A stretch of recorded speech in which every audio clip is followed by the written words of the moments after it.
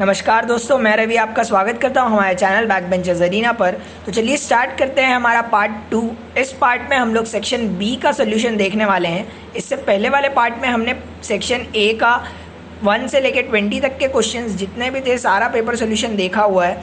तो अगर आपने वो पेपर सोल्यूशन नहीं दिखा है तो आप डिस्क्रिप्शन बॉक्स में लिंक होगा या फिर आई बटन पर क्लिक करके पहले वो वीडियो देख सकते हैं, फिर बाद में ये वीडियो देखना स्टार्ट कर सकते हैं। तो चलिए टाइम वेस्ट किए बिना पेपर सोल्यूशन स्टार्ट करते हैं। चलिए सेक्शन बी देखते हैं। कौन सा देखेंगे अब हम लोग? Section B question number 21 to 26 carry करता है कितना? 2 मार्क्स ईच। स्टार्ट करें। सबसे पहला देखिए, for the matrix A equals to 1 5 6 7 verify that A plus A transpose is a symmetric matrix, A minus A transpose is a skew symmetric matrix. अब आप यहाँ पे देख रहे होगे तो A equals to 1 by 5 6 5 7 verify that, ये question number 3.3 था। एक्सरसाइज 3.3 का आपका क्वेश्चन नंबर 8 है। कौन सा है? एक्सरसाइज 3.3 में क्वेश्चन नंबर 8 सेम क्वेश्चन दिया हुआ है। मैंने आपसे कहा था टेक्सचुअल क्वेश्चंस ही आते हैं हर साल। चलिए इसका सोल्यूशन देखते हैं। अब आप यहाँ पे देख पा रहे होगे 21 वाले का सोल्यूशन। तो गिवन क्या था? A दिया था, तो हम लोग A ट्रांसपोज फाइंड करेंगे। क्या फाइंड करेंगे? A ट्रांसपोज सबसे पहले आप फाइंड करोगे तो क्या हो जाएगा? रो को कॉलम में बदलिए तो 1 6 5 7 हो जाएगा। और A प्लस A ट्रांसपोज निकालिए। क्या निकालिए? A plus A transpose. तो वो क्या मिल जाएगा? यहाँ पे जब आप एडिशन करोगे तो करस्पॉन्डिंग एलिमेंट्स को ऐड करोगे तो 1 + 1 2, 5 + 6 11, और ये भी क्या होगा? 11 और 14। क्लियर है? ऐसे ही एडिशन करने पे तो इसका अगर आप ट्रांसपोज निकालोगे, किसका? A प्लस A ट्रांसपोज का।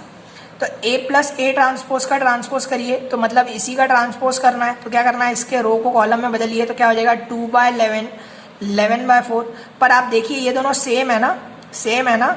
ये वैल्यू क्या आई? A प्लस A ट्रांसपोज, मतलब क्या है? वो सिमेट्रिक है। क्यों? क्योंकि हमें सिमेट्रिक के लिए पता है A ट्रांसपोज इक्वल्स टू क्या होता है? A होता है। अगर ऐसी कंडीशन मिल रही है मतलब क्या है? सिमेट्रिक है। तो ऐसी कंडीशन मिली ना, ये हमारा A मान लीजिए, तो हमने इसका A ट्रांसपोज निकाला, दोनों इक्वल आए, तो इसके लिए वो कौन सा है? Symmetric matrix.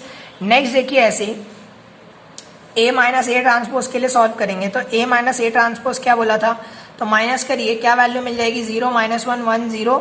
इसी का क्या करेंगे? ट्रांसपोज करेंगे। ट्रांसपोज करने पे क्या मिलेगा आपको? देखिए -0 1 -1 0।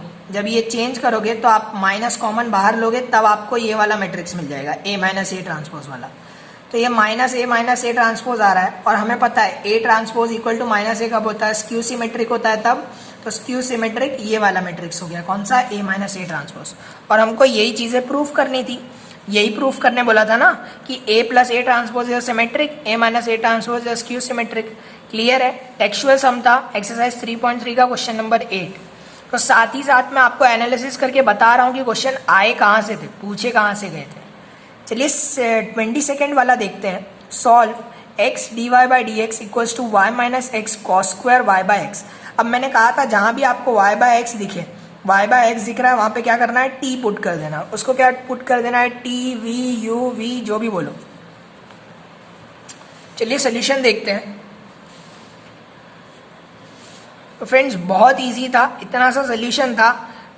लिखने में बड़ा दिख रहा है क्योंकि एक एक स्टेप एक्सप्लेन किया है, पर इजी ही है, आसानी से आपसे हो सकता था। क्या करेंगे अब? x dy/dx, तो इसको पहले क्या करना है? dy/dx को अकेले करना है। तो dy/dx की वैल्यू क्या हो जाएगी? y/x माइनस, यहाँ पे भी x दीजिए तो x क्या हो जाएगा? कैंसिल हो जाएगा, तो बचेगा क्या? cos square y/x। अब आप देख रहे हो y/x, तो y/x को क्या पुट कर दिया मैंने? v पुट कर दिया। तो y की वैल्यू क्या हो गई? vx हो गई। क्या हो गई? vx हो गई। अब डिफरेंशिएट करिए y इक्वल्स टू vx को with respect to x।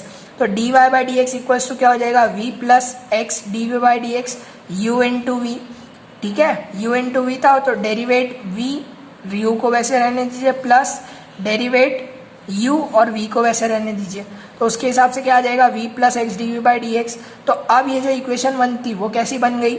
dy/dx के जगह पर क्या लिखेंगे? v plus x dv/dx equals to v minus cos square v minus cos square v। Clear है? अब आप देखोगे प्लस v, यहाँ पर भी प्लस v, तो ये उस तरफ जाएगा तो माइनस v हो गया, तो v कैंसल। तो x dv/dx की वैल्यू क्या बची? Minus cos square v।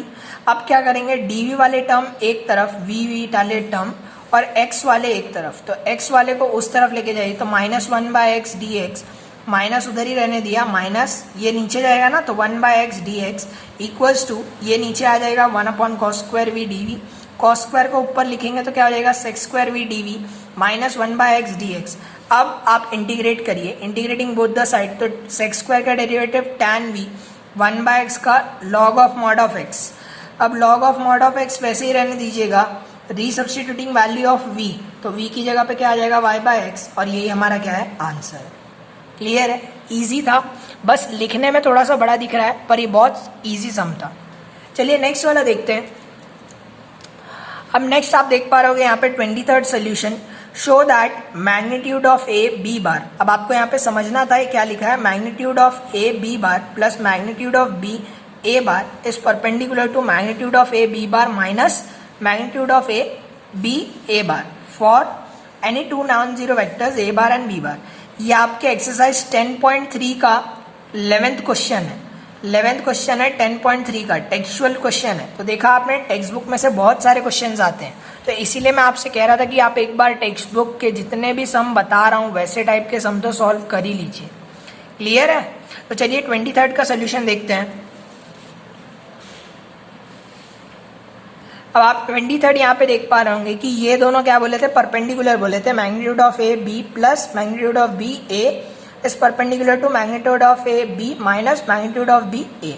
अब इन दोनों को क्या करेंगे, डॉट कर देंगे, परपेंडिकुलर बोला है मतलब डॉट करेंगे, डॉट करिए और सॉल्व करिए, तो ये क्या हो जाएगा मैग्नीट्यूड ऑफ ए का स्क्वायर, और बी इंटू बी क्या होता है मैंने आपसे अभी बताया था, बी इंटू बी क्या हो जाएगा मैग्नीट्यूड ऑफ बी का स्क्वायर।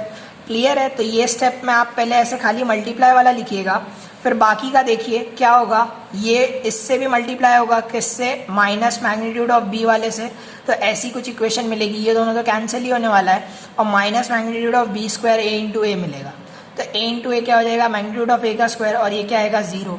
तो अगर ये 0 आ रहा है मतलब क्या है कि परपेंडिकुलर है, हमें यही तो शो करना था, तो हमने 0 ला दिया, और मतलब क्या हुआ कि ये दोनों परपेंडिकुलर है। इजी था, 2 मार्क के लिए बहुत ही छोटा सम था, एक्सरसाइज 10.3 का क्वेश्चन नंबर 11 है, आप अभी भी जाके देख सकते हो। ठीक है फ्रेंड्स, तो चलिए 24th वाला देखते हैं। अभी तक हम लोग इतने सारे क्वेश्चन देख चुके हैं, 24th वाला भी देख लेते हैं। y equals to e raise to x plus e raise to minus x, then show that d y by d x equals to under root of y square minus 4। अब मुझे पता है आपका इसका सोल्यूशन नहीं आया होगा, चलिए देखते हैं इसका सोल्यूशन क्या था। बहुत ईजी था, पर मुझे लग रहा है कि बहुत सारे बच्चों को ये सॉल्व करने में दिक्कत हुई होगी। अब आप देखिए यहाँ पर y equals to e raise to x plus e raise to minus x. मुझे कमेंट करके बताइएगा किसका ये आंसर सही आया था, जैसा का जैसा मैं ले आऊँगा। अगर आप प्रूफ कर पाए हो तो वेरी गुड, देख लीजिएगा यहाँ पे, नहीं तो आप कमेंट जरूर करिएगा, बताइएगा फ्रेंड्स।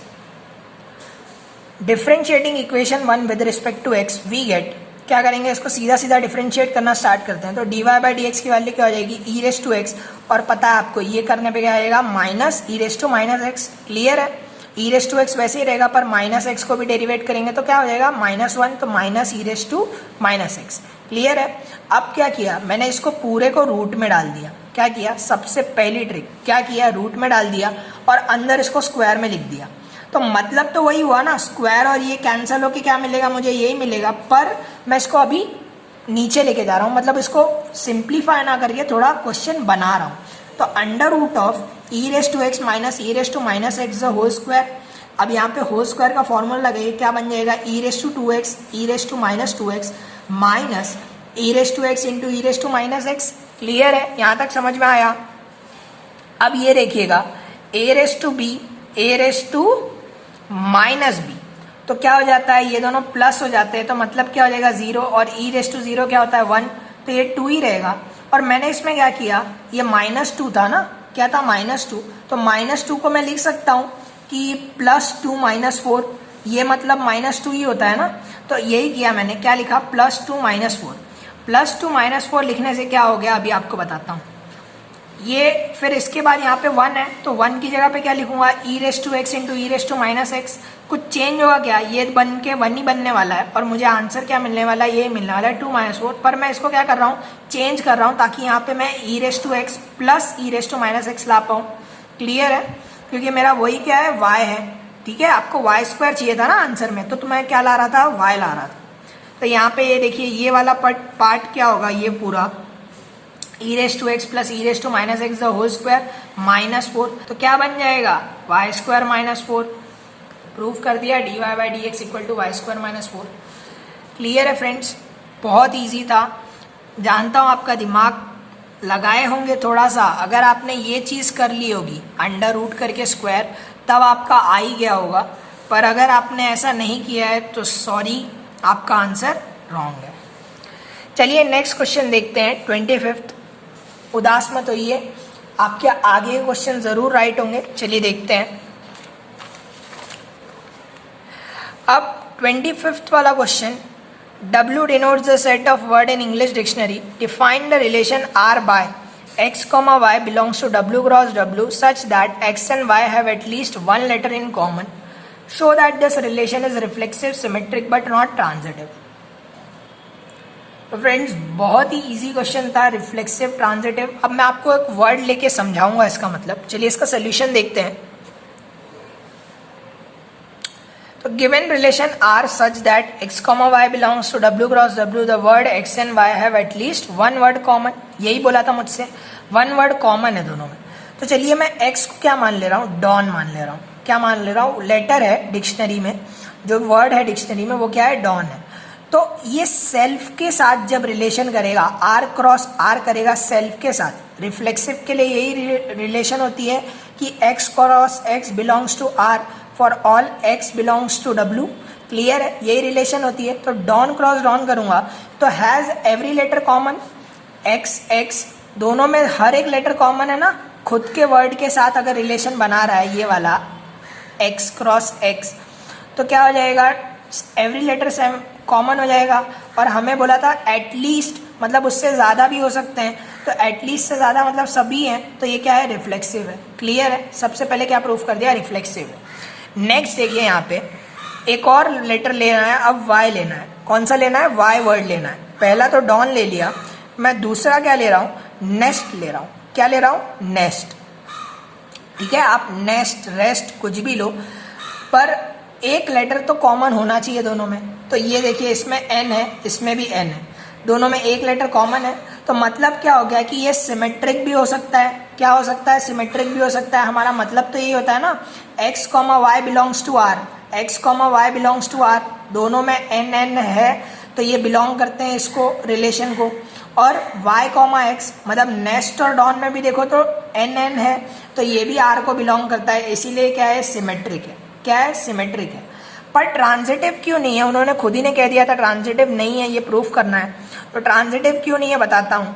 अगर मैं x एक डॉन लिखूँ, y नेस्ट लिखूँ और z हियर लिख रहा हूँ, क्या लिख रहा हूँ, हियर, तो अब आप देखिए x और y में तो एक लेटर कॉमन है, कौन सा, n। y और z में भी एक लेटर कॉमन है, कौन सा, e और e।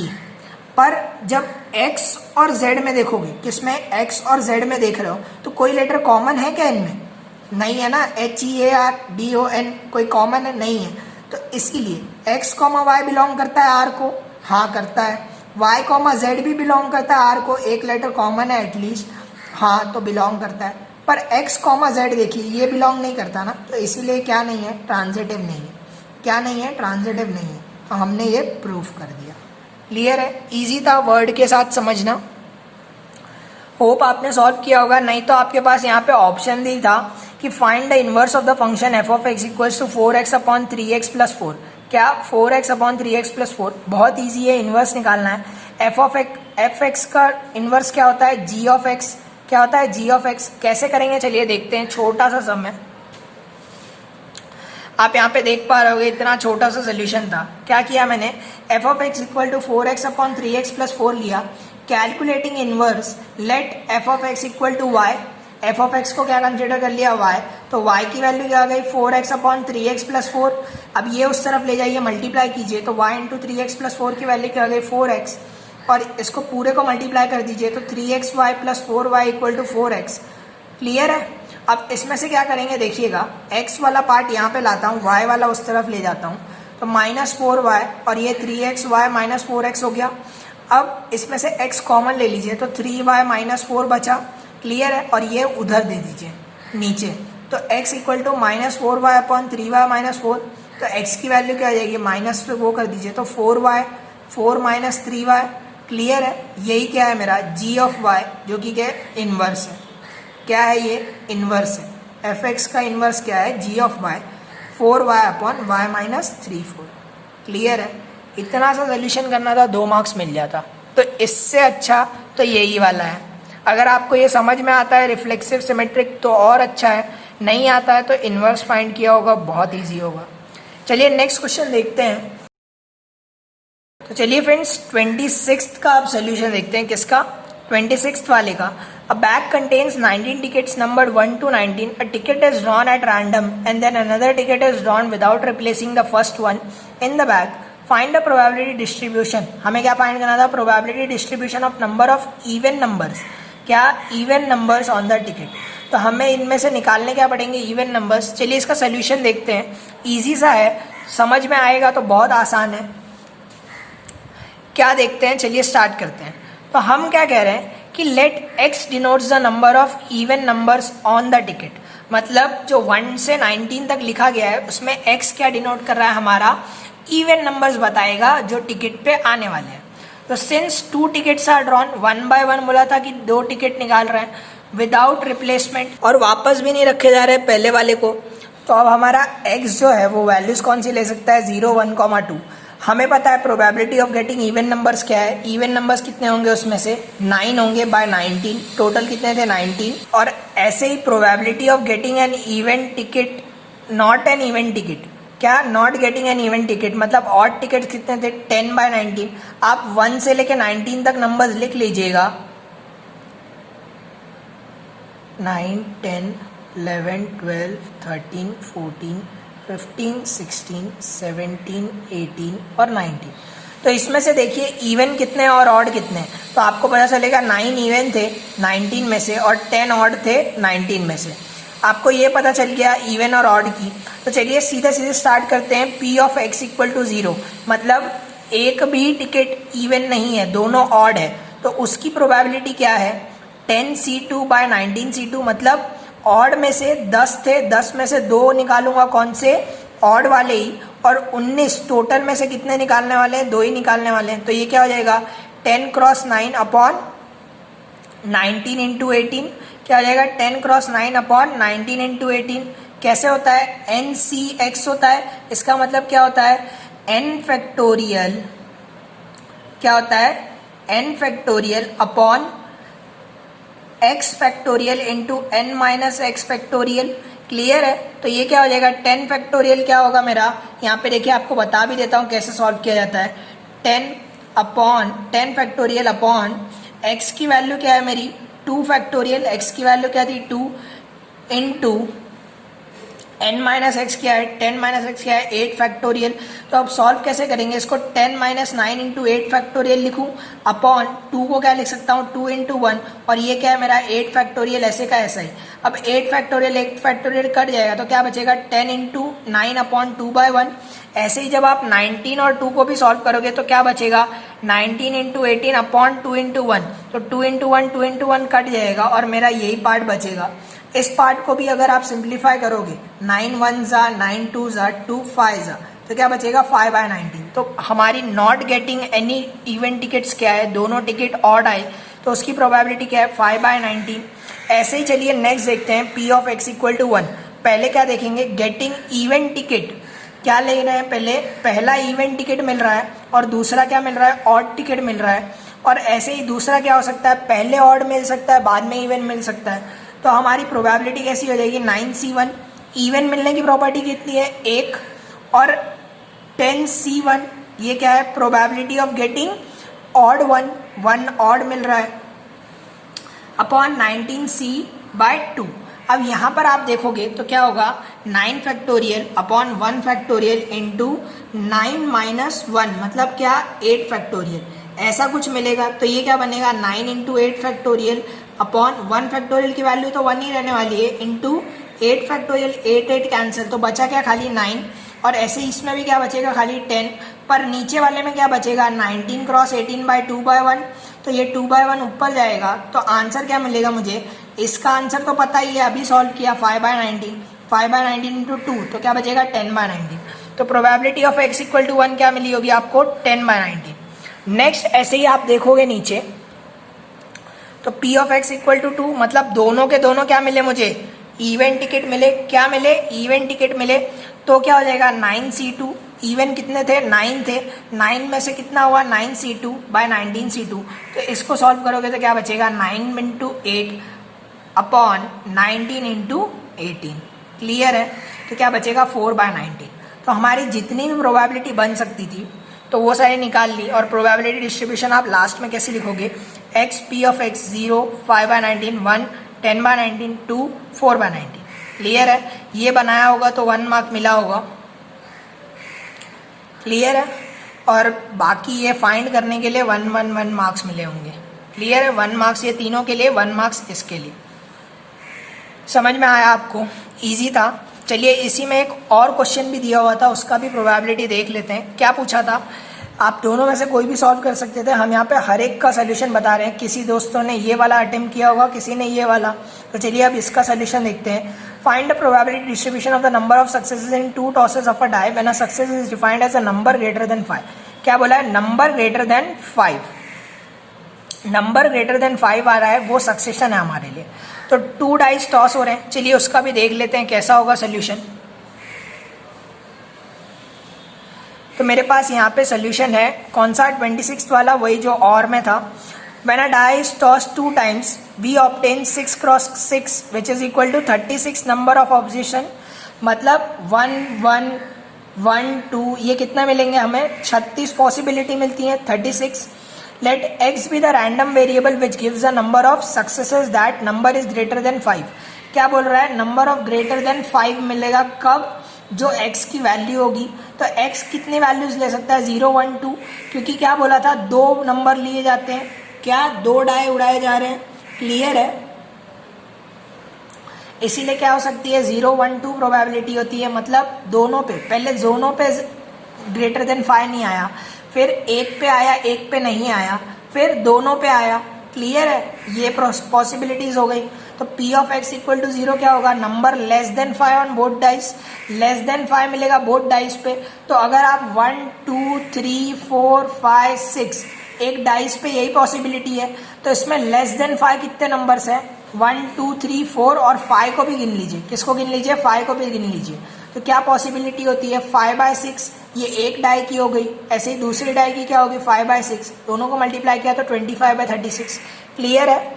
नेक्स्ट देखिए p of x equal to 1, p of number less than 5 on first die and greater than on second die. पहले वाले पे क्या आया मेरा, लेस देन 5 आया, लेस देन 5 आया तो क्या हो गया 5/6। और दूसरे वाले पे क्या आया, ग्रेटर देन 5। तो ग्रेटर देन 5 कौन सा होता है, एक ही नंबर 6, तो क्या होगा 1/6। तो इन दोनों का मल्टीप्लीकेशन प्लस एक बार क्या होगा कि पहले मुझे ग्रेटर देन 5 मिल गया, फिर बाद में क्या मिला, लेस देन 5 मिलने लगा। क्लियर है। तो इसकी भी प्रोबेबिलिटी देखेंगे। तो इन दोनों को जब सॉल्व करके ऐड करोगे तो वैल्यू क्या मिलेगी 10/36। क्लियर है। नेक्स्ट ऐसे ही प्रोबेबिलिटी देखते हैं x इक्वल टू 2 की। तो number greater than 5 on both the tosses. तो बोथ द टॉसेस की प्रोबेबिलिटी क्या है, ग्रेटर देन 5 की, 1/6 इंटू 1/6 तो क्या हो जाएगा 1/36। क्लियर है, 1/36। और ऐसा प्रोबेबिलिटी डिस्ट्रीब्यूशन का टेबल बनाने पे आपको कितनी वैल्यूज मिलेगी, 1 मार्क या हाफ मार्क मिलेगा, और हाफ हाफ हाफ इन तीनों की वैल्यूज का एंड करने का। तो आपको 2 मार्क्स टोटल मिल गए होंगे। क्लियर है फ्रेंड्स। इसी के साथ हमारा ये सेक्शन बी यहाँ पे सोल्यूशन खत्म होता है। नेक्स्ट हम लोग देखने वाले हैं section C, question numbers 27 to 32 carries 4 marks. ये हम लोग अगले वीडियो में देखेंगे। ये वीडियो बहुत बड़ा हो रहा है, इसलिए सेक्शन सी का सोल्यूशन जो है वो मैं आपको नेक्स्ट वीडियो में दे दूँ।